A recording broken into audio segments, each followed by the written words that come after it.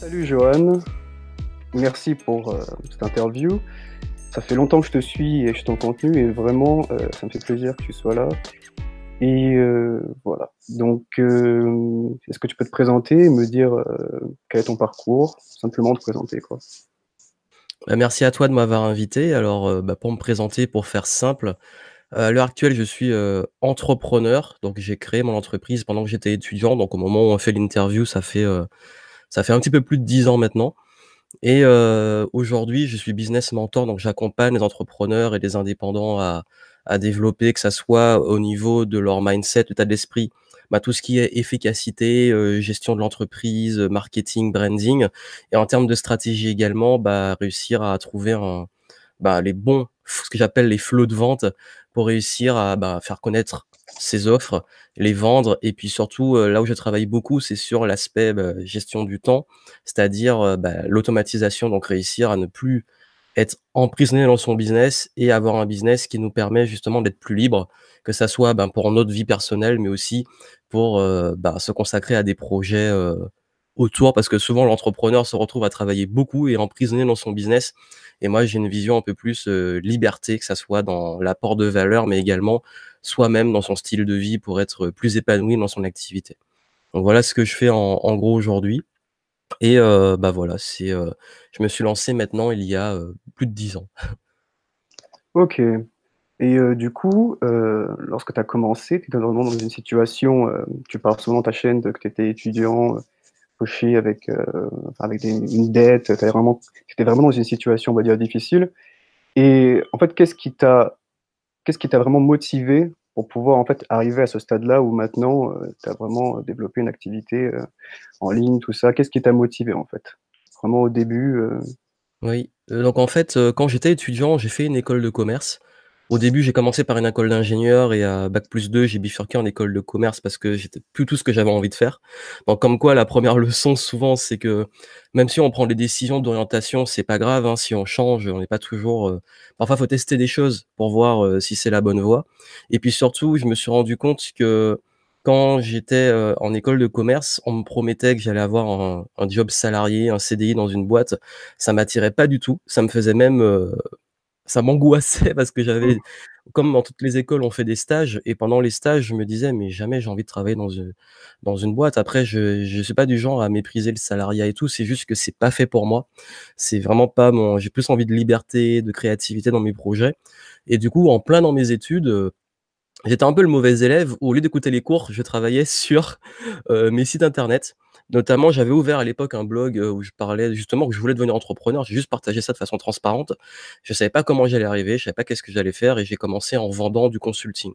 Donc en fait, je faisais des prestations, justement de création de sites WordPress, des prestations marketing, de l'audit, le management des réseaux sociaux au moment où ça commençait à décoller. Donc j'avais des petits contrats comme ça, en indépendant, j'étais auto-entrepreneur et pendant très longtemps, j'ai fait ça, mais le gros souci, c'est qu'on arrive à un moment où, il y a toujours les décisions difficiles entre, la dette que j'ai dû faire parce que j'ai fait un prêt pour payer mes études et la réalité de la chose, hein, c'est que je gagnais pas assez pour en vivre et qu'en plus, quand j'arrivais j'ai quand même continué mes études pour arriver jusqu'au diplôme et au diplôme, on perd ses privilèges d'étudiant.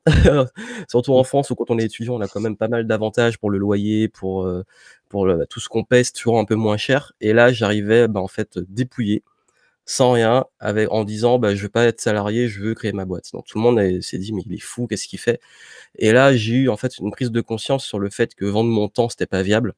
Parce que je travaillais, parfois 14-15 heures par jour, mais un truc de malade et j'étais, en fait, j'étais limité en revenus parce que je me vendais à l'heure et là, je me suis dit: «Qu'est-ce que je peux faire pour ce qu'on appelle scaler?» Gagner plus sans vendre mon temps.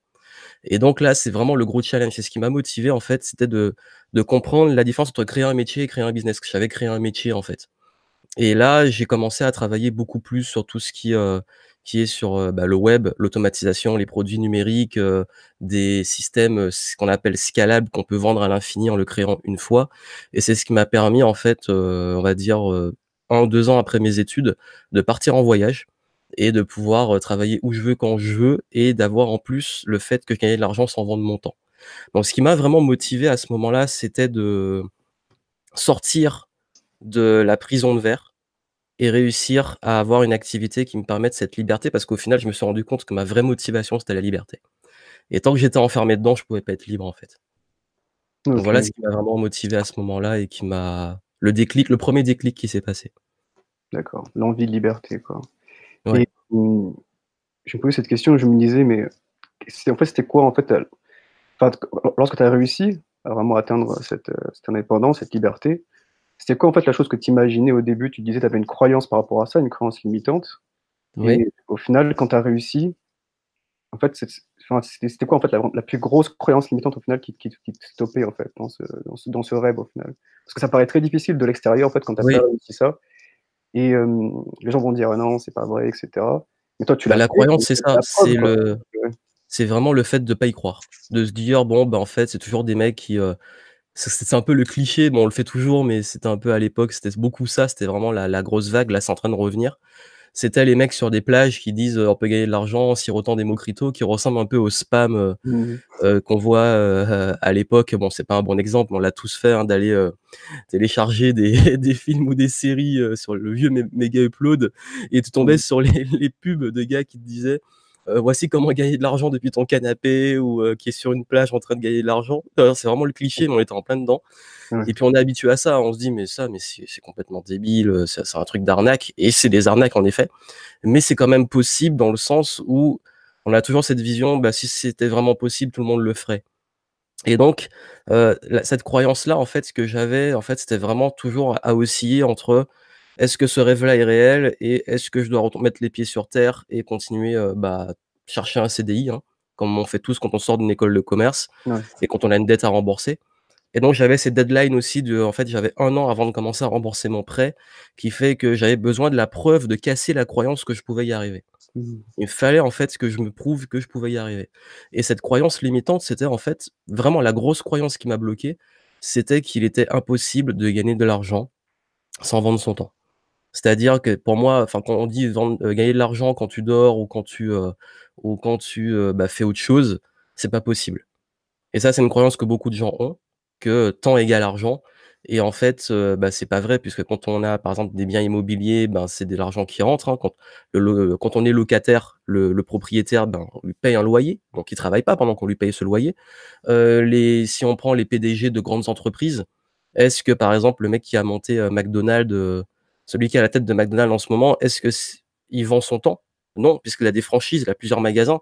Est-ce que Jeff Bezos d'Amazon, est en train de faire tout dans son activité pour aller livrer les colis? Est-ce que c'est Jeff Bezos qui vient me livrer mon colis quand je commande, sur Amazon? Donc tout ça, c'est des exemples où on se rend compte, en fait, que non.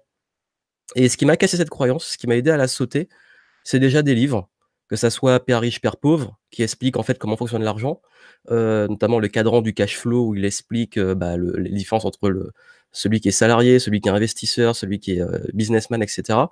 Il y a, des livres comme La semaine de 4 heures avec le titre aguicheur. L'idée derrière le livre est très forte, que justement l'idée de créer une muse, quelque chose qui génère des revenus, un système et non pas se mettre dans ce système comme je l'ai dit au début. Il y a aussi un livre qui s'appelle, E-Myth, E-Myth Revisited, qui est un livre, qui explique justement la différence entre, les business, le système de franchise comme McDonald's ou d'autres franchises, Starbucks et cetera et le fait d'être dans son activité dans sa boulangerie en train de tout faire et celui qui possède la boulangerie. Donc tout ça en fait, c'est les exemples les plus connus, il y en a plein d'autres, mais qui permettent de comprendre que gagner de l'argent, c'est pas faire un métier. Et c'est cette première croyance que j'ai cassée et pour même moi me le prouver, le fait de m'entourer aussi de gens qui réussissent, ça m'a aidé. C'est-à-dire de voir des entrepreneurs qui étaient là, qui étaient devant moi et qui me disaient: «Bah, pendant que je suis devant toi, je gagne de l'argent». Donc là, en fait, cette croyance, elle a sauté au fur et à mesure, mais après on se dit toujours: «C'est pour les autres que ça marche, pas pour nous».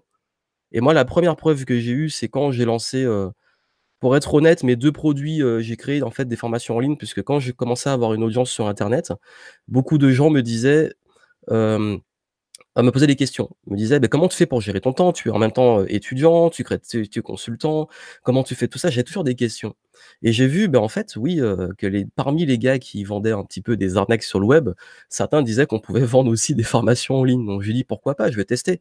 C'est ça, en fait, il faut toujours tester des choses parce qu'au lieu de se dire: «C'est une arnaque, ça marche pas», je me dis: «Je vais voir si ça marche, je teste». Ça me coûte rien. Je suis autodidacte, je connais le marketing, j'ai fait une école de commerce, je vais essayer de l'appliquer. Je travaille pendant 6 mois, je lance mon premier produit, je fais une vente, puis une deuxième vente. Bon, c'est pas avec 2 ventes, à l'époque, c'était à 37 € que j'allais en vivre. Deuxième produit que je lance, hop, un petit peu plus de ventes, donc je suis content, mais c'est pas encore ça. Et là où j'ai brisé la croyance, c'est quand j'ai lancé mon troisième produit, qui était en fait, un produit sur l'efficacité, la gestion du temps justement. Ben, là, en fait, ce produit, j'ai fait des ventes, je me rappelle, je me suis levé le matin, j'ai programmé l'email et j'ai ouvert mes yeux le matin et j'ai commencé à voir mon téléphone au moment où l'email a été envoyé, qui vibrait toutes les minutes, une vente, 2 ventes, 3 ventes, 4 ventes et j'étais là, dans ma chambre, devant mon téléphone, en train de voir les ventes qui arrivent. Mmh. Donc là, la croyance de: «C'est pas possible de gagner de l'argent pendant qu'on fait autre chose», elle s'est explosée.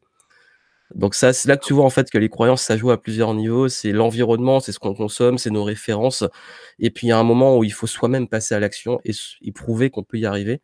Faire des petits pas, en fait. Des Mmh. petits pas où on travaille et puis il y a une longue traversée du désert, on comme j'ai dit, on travaille et il y a aucun résultat, mais il faut pas lâcher. Donc c'est une Mmh. question aussi de persévérance. OK, donc du coup, pendant toute cette année, en fait, de début, tu as vraiment développé, on va dire, ta capacité entrepreneuriale, quoi, finalement. Ton mindset d'entrepreneur, quoi, en fait. C'est Changer ça, de salarié à entrepreneur. Mais du coup, pendant toute cette année, en fait, du coup, tu as réussi au bout d'un moment. Enfin, c'était vraiment difficile, tu as eu plusieurs étapes c'est ça, et oui, c'est c'était quoi, en fait, finalement, ce qui t'a alors la motivation, on l'a eu, on en a parlé, mais surtout, c'était quoi, en fait enfin, c'était quoi la chose qui a fait que tu as tenu jusqu'à cette étape, en fait, où tu as vraiment réussi? Parce que c'est vraiment hallucinant au moment où, en fait, tu y arrives et pendant tous oui. ces mois, tu vois que ça marche, mais de manière très, très faible et en Mmh. fait, c'est quoi, on va dire, ta conviction profonde ou c'est quoi ton je sais pas comment on pourrait dire, ton mojo, je sais pas, quelque chose qui a fait que tu as réussi à tenir jusqu'au bout, quoi? Est-ce que toi tu t'es dit genre c'est genre je ça passe, ça casse quoi, j'y vais jusqu'au bout et Oui. puis j'abandonnerai jamais? Ou alors est-ce que, je sais pas, quelque chose, je sais pas, ce que tu pourrais dire, Oui, en fait, c'est toujours délicat parce que je crois que là, ce qui fait la différence, mais c'est dans tout, hein, que ça soit les sportifs de haut niveau, que ça soit, les entrepreneurs à succès, que ça soit, des artistes, des célébrités comme on voit, les acteurs. Si tu regardes l'histoire, des gens comme Sylvester Stallone, comme, Schwarzenegger, comme, Oprah Winfrey, comme même Steve Jobs qui se fait virer de sa boîte. Bref, il y a plein de noms qu'on connaît. Bon, ceux-là, ils sont célèbres, il y en a plein qu'on rencontre. Tous les entrepreneurs que je rencontre qui sont pas forcément des gens célèbres, ont vécu, en fait, une série d'échecs. Donc je reste persuadé qu'on peut pas arriver à une réussite sans passer par cette traversée du désert et cette série d'échecs et cette persévérance. Et en fait, je pense qu'on a chacun peut-être nos trucs un peu différents. Je crois que ça se joue à plusieurs niveaux. Ça se joue au niveau du mindset, parce qu'en fait, je pense que j'ai développé aussi une persévérance par rapport au fait que, très tôt dans ma vie, ben, j'ai fait des arts martiaux. J'ai commencé le karaté, j'avais 7 ans, donc j'ai beaucoup travaillé, avec mes sensei, les stages que j'ai faits, bah, tout ce qui touche au courage, à la persévérance. J'ai fait aussi du sport en compétition, donc quand on est sportif, on est habitué à tenir, à repousser les limites, donc je pense que de ce côté-là, j'avais quand même développé un certain mindset, mais surtout, c'est vrai qu'on oublie que ce mindset de volonté, de courage, de persévérance qu'on développe, on pense qu'il est limité à un domaine.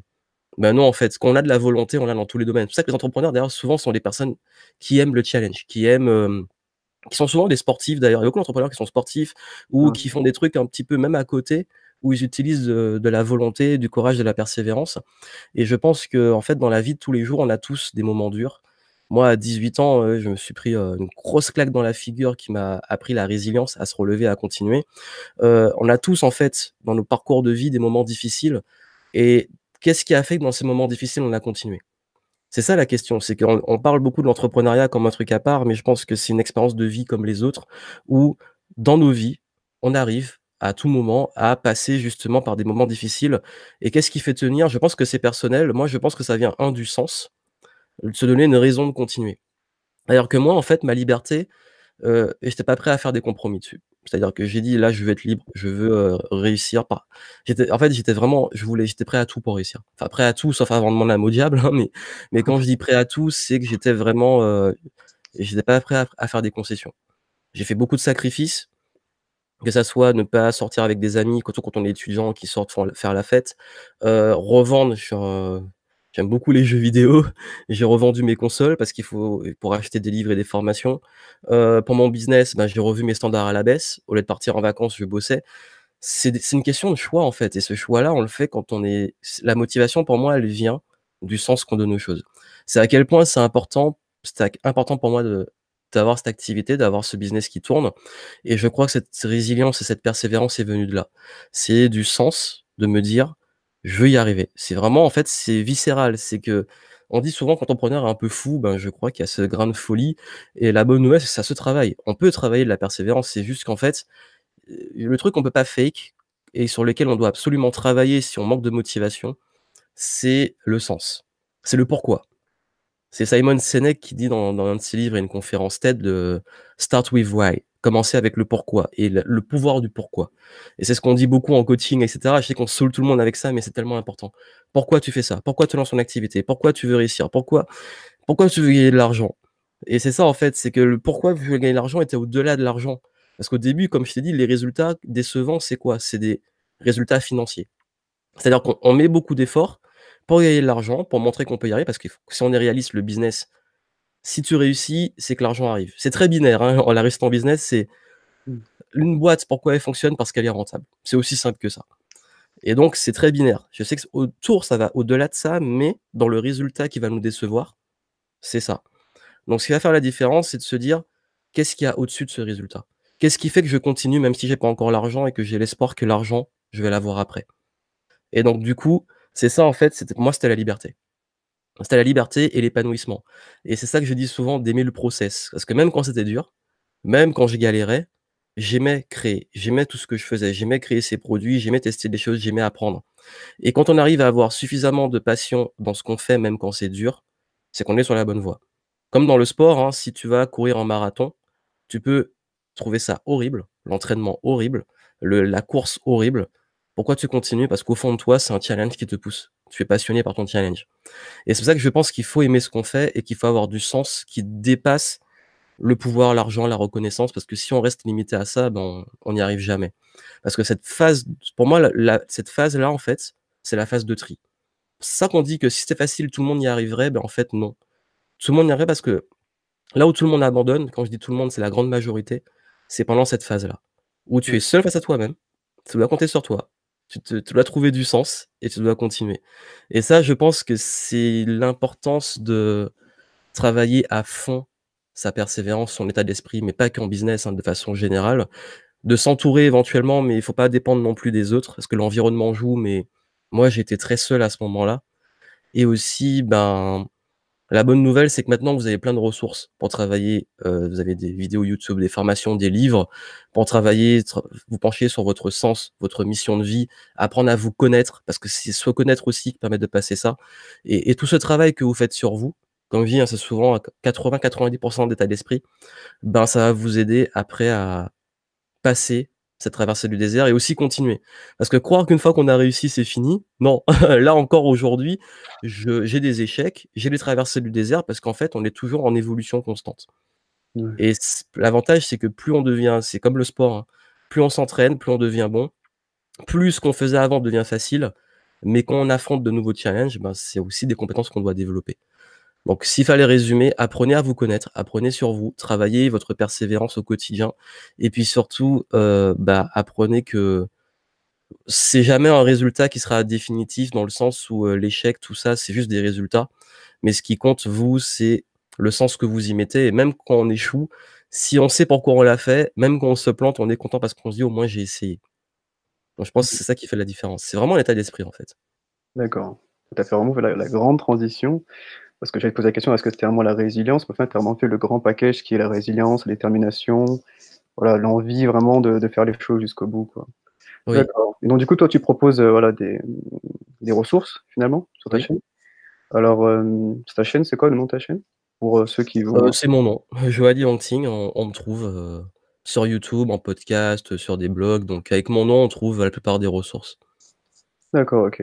Si tu veux, Sinon, je te donnerai un lien ou avec une page qui résume mes réseaux, OK, si ça je t'intéresse de mettrai tout, de toute façon, je mettrai tout en description, hein, tout sera en description et voilà, moi, je crois, moi, j'ai fait le tour de toutes mes questions. Je sais pas si tu as quelque chose, tu as envie de dire quelque chose qui pourrait, je sais pas, compléter sur ça ou c'était vraiment la grande, je pense vraiment c'était un très beau une très bonne voilà, compilation des choses à savoir pour rester vraiment motivé et pour pas, voilà. Parce que c'est vraiment difficile, cette comme tu as dit, cette partie de démarrage, cette partie de, voilà, de garder l'état d'esprit, quoi, sain, c'est vraiment, voilà. Donc je sais pas si tu as quelque chose à rajouter ou pas?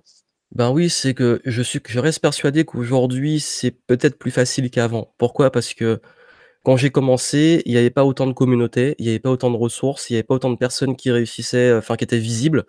C'était le cas, mais c'est-à-dire de les contacter. Il y avait pas autant de moyens d'apprendre et de s'inspirer et de briser les croyances. Et donc du coup, c'est pour ça que je dis que maintenant, en fait, que ça soit les outils pour démarrer. Et à l'époque, fallait savoir coder, fallait savoir faire des sites, je parle du web, mais même en marketing pour se faire connaître, c'était une galère parce qu'il y avait pas encore, les réseaux, on peut diffuser partout en masse. Après ça, il y a un contre-coup qui est que comme il y a moins de portes à l'entrée, il y a aussi plus de concurrence. Mais je pense qu'il y a encore des places, il y a encore des moyens de réussir en business et puis, je crois aussi qu'on a parlé beaucoup de soi, de l'entrepreneur, dans sa persévérance, dans son projet et cetera. Mais n'oubliez pas aussi que le rôle du business n'est pas juste de servir son propre lifestyle, mais que là où un business va réussir, si on parle juste de l'entreprise, c'est la capacité à apporter de la valeur à ses clients. Puisque tout rôle d'un business, c'est de résoudre un problème. Et moi, dès le départ, là où j'ai réussi à avoir ce cap entre, la longue traversée du désert et la réussite, c'est quand j'ai réussi à me trouver. J'ai parlé de travailler sur soi. Trouver moi ma zone de génie. Trouver là où j'apportais le plus de valeur. Trouver là où j'excellais en fait, où personne pouvait me copier. Et c'est quand j'ai trouvé ça, qui en fait ça résume un petit peu ce qu'on appelle l'ikigai. Et quand j'ai trouvé ça et que justement parce qu'au début j'ai fait des choses qui peut-être bien, mais c'était pas forcément là où j'étais meilleur, il y avait beaucoup de concurrence, j'étais pas différencié. En plus, bon, c'était pas là où il y a le problème était le plus fort. Mais qu'est-ce qui a fait que j'ai décollé sur l'efficacité? Par exemple, la gestion du temps. C'est que, c'est là où j'étais vraiment, mais en zone de génie ultime. C'est là où j'avais une forte demande, où il y avait un vrai problème de personnes qui n'arrivaient pas à gérer leur temps, qui procrastinaient et cetera et j'ai apporté une solution, en fait et chaque jour, je me réveille non pas en me disant: «Comment je vais, me faire du pognon» ou, «Comment je vais gagner plus». C'est vrai en plus, hein, c'est après il y a pas de mal à être motivé par l'argent, mais je dis juste l'argent, c'est une conséquence et moi, quand je me réveille le matin, je me dis: «Mais comment je pourrais trouver une façon d'aider encore plus mon audience? Comment je pourrais trouver une façon d'aider encore plus mes clients?» Et c'est magique parce que quand on se pose ces questions, on arrive en fait à développer encore plus de valeur et ça crée plus d'abondance et ça crée plus de motivation parce qu'on s'épanouit, parce qu'on voit qu'on donne quelque chose et qu'il y a un retour et c'est ça qui fait la différence. Donc n'oubliez pas, je reste persuadé s'il fallait finir sur un truc, c'est votre intention. Parce que le pourquoi, le sens qu'on donne, c'est l'intention. Pourquoi vous voulez faire ça? Quel et au-delà de vous-même, hein, de parce que moi j'ai parlé de ma liberté, mais cette liberté en fait, si je l'ai acquise, c'est parce que j'apporte de la valeur. Comme tu l'as dit, j'ai je fais des vidéos pendant très longtemps, j'ai fait des vidéos tous les jours et j'en fais encore régulièrement. Je Ouais. donne énormément de contenu gratuit. Franchement, hein, 80 du travail que je fais aujourd'hui, c'est du travail qui est pour du contenu gratuit. Des conférences, des vidéos, des podcasts et cetera. Même là, hein, c'est ce moment d'interview, c'est Ouais. du partage, hein, je me limite pas, c'est un moment que je donne. Mais tout ça, en fait, il faut oser le faire et beaucoup s'arrêtent. Ils se disent: «Mais je veux prendre, je veux recevoir, mais je donne et j'ai pas envie de donner». Bah, en fait, c'est ça, c'est qu'il faut aussi apporter de la valeur et ça, c'est peut-être une donnée dont tu as pas parlé, mais je pense que au delà de vous, de ce qui est important de vous connaître et tout. Pourquoi faut vous connaître? Parce qu'il faut connaître aussi là où vous allez apporter le plus de valeur aux autres. Que ça soit à travers vous, hein, parce que moi je vends de l'expertise, mais même si vous vendez un produit, une application, un produit physique, un livre, peu importe ce que vous allez vendre, une marque de vêtements, demandez-vous en quoi ça change la vie de vos clients. Et c'est ça parce que vous devez être vous et votre entreprise, votre marque, les meilleurs pour les aider. Et pour être les meilleurs pour aider les autres, comme dans la vie, bah, il faut soi-même s'aider soi-même et être bien avec soi-même. Et cet alignement-là fait que vous allez cartonner. Mais pour le trouver, ça peut demander du temps. Faut pas avoir peur de le tester, faut pas avoir peur de se planter, faut pas avoir peur de en fait, c'est ça, le process, c'est le tester, le tester, le tester et c'est un processus. Et ce processus-là par lequel vous allez passer, qui va permettre de vraiment trouver votre truc, qui va faire que vous allez décoller. Après, vous pouvez aller plus vite, vous pouvez accélérer, vous pouvez vous faire accompagner, coacher, vous former par la voie longue avec des livres, et cetera. La voie courte, c'est quelqu'un vous booste et vous pose les bonnes questions. Vous pouvez y arriver par vous-même en autodidacte. Il y a plein de façons, il y a pas en fait un chemin vers la réussite et la réussite, c'est vous qui la définissez. Mais pour moi, ce qui va faire la différence, c'est en fait vraiment ça. Vous connaître et quelle valeur vous allez pouvoir apporter pour être en ce que j'appelle en zone de génie et c'est là que vous allez aussi vous épanouir parce que quand on aime ce qu'on fait, quand on est bon dans ce qu'on fait, qu'on apporte de la valeur aux autres, ben, on est heureux et c'est ça qui va faire la différence et qui va vous permettre de décoller. OK. Bon, bah, je crois que c'était, vraiment très clair. Trouver le sens, se rendre heureux par son activité. C'est vraiment des choses, ouais, c'est vraiment franchement, j'ai rien à ajouter, c'est Comme je vraiment dis, très kiffer le game. C'est un jeu, en fait, kiffer le game. OK. Bon, mais merci beaucoup, Johan. Alors du coup, on va Merci finir à toi. ici. J'ai tout trouvé en description, je mettrai le lien vers ta chaîne, hein, et puis, si vous voulez découvrir Johan et puis voilà, beh, merci. Merci À à t toi.